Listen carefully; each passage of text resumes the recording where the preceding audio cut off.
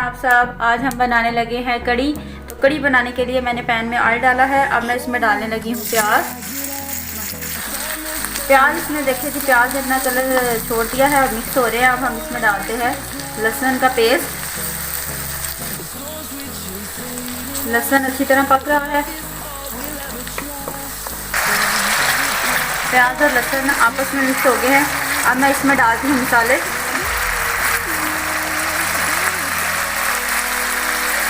मिर्च 1 चम्मच,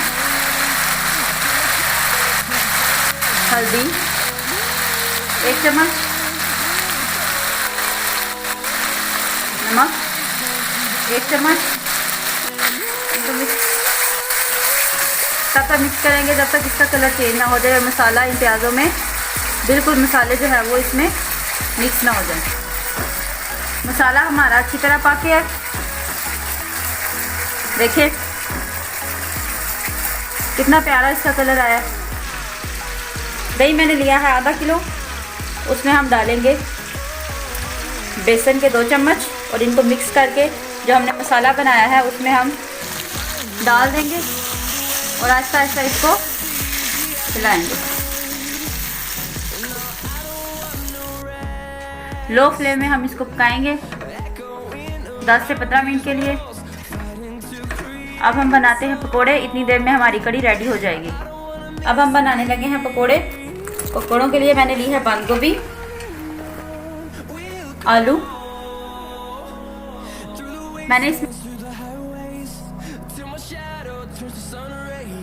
अब मैं इसमें डालूंगी पालक।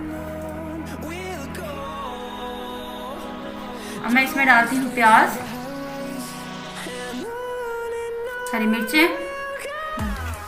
अब हम इसमें डालते हैं नमक 1 चम्मच। मिर्चें मैं इसमें डालूंगी थोड़ी क्योंकि मैंने इसमें सब्ज़ मिर्चें भी डाली हैं। अब मैं इसमें डालूंगी सूखा धनिया 1 चम्मच। मैं डालूंगी इसमें थोड़ी सी अजवाइन। अब इसमें ऐड करेंगे बेसन। बेसन मैंने लिया है आधा किलो।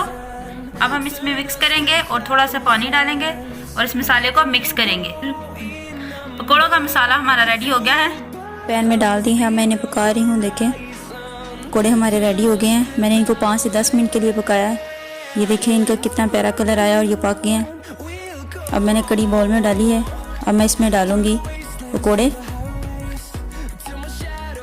पकौड़े मैंने डाल दिए हैं। अब मैं इसमें डालूँगी धनिया, सब्ज़ धनिया और जो हरी मिर्चें मैंने काट के रखी हुई थी। मैंने कड़ी में नमक मिर्च कम रखा है क्योंकि पकोड़ों में भी मैंने डाला था, इसलिए जो है अगर आप लोग ज़्यादा स्पाइस पसंद करते हैं तो अपनी मर्ज़ी से नमक मिर्च ज़्यादा कर सकते हैं। देखें जी हमारी कड़ी तैयार है। अगर मेरी वीडियो पसंद आए तो इसे लाइक, शेयर और सब्सक्राइब करना ना भूलें और दुआ में याद रखिएगा।